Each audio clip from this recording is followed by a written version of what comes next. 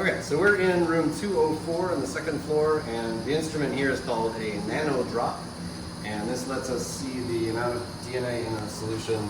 The power switch is on the back, bottom right, and it takes a little while to warm up, so maybe come back to you after it's ready to go. Okay.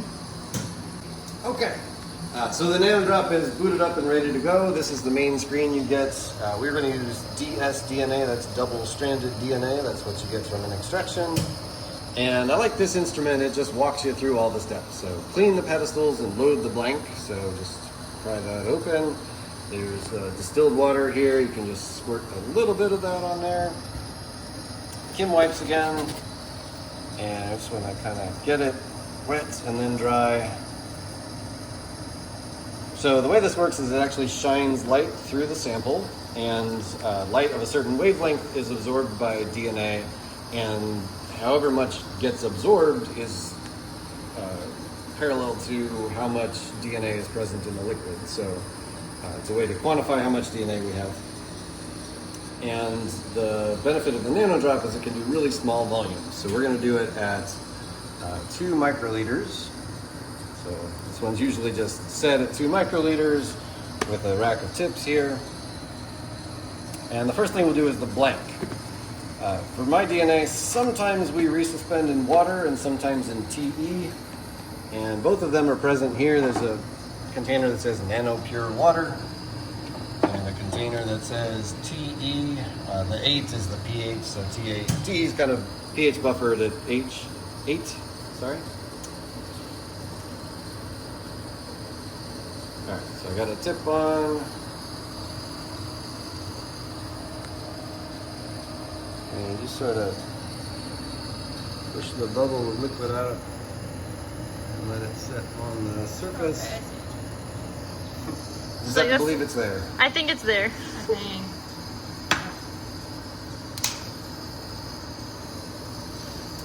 Right, so the blank covers for the liquid shouldn't absorb any light, but in case it does, then it zeroes it out with the blank. Okay, now it says clean both pedestals and load sample. Auto measure is on. That means that the next time I put this down, it's going to take the measurement. I like to just keep reusing the one. So the power of absorbing is way more than the power of whatever residue is left on here. So I don't worry about the residue. Should get pretty well overwhelmed by the next sample that gets put in. We already vortexed these, so they should be well mixed. And I'll just put that on, same as the other one. Close this up.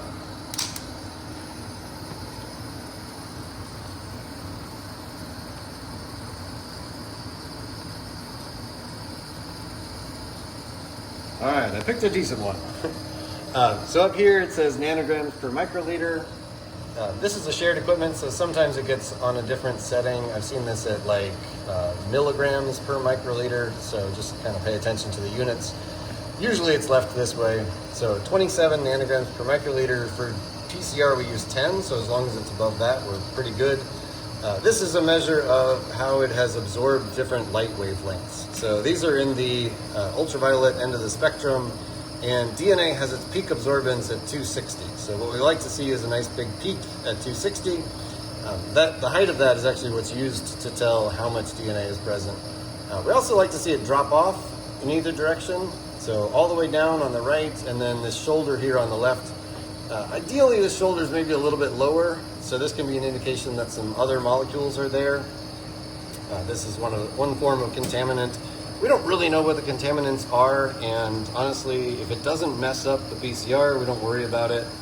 There's not too much we could do about it. You could try purifying your DNA a second time if you really wanted to get rid of the contaminants, but a lot of times they don't cause any trouble. Okay, so I'm going to go on to the next one, and I'll show you maybe the faster version where you can kind of load and keep loading while you wait for the reading to come out.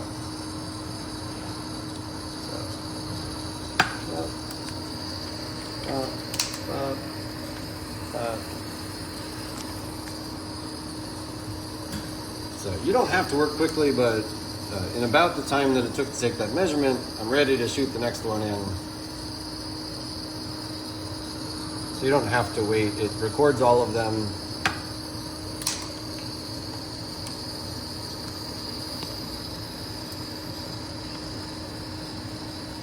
And these are the same kind of plants, so they're from the same day of extraction, so they have pretty similar measurement profiles. This one that's up right now, the blue is the recent one, the shaded gray in the background are the other samples that came before.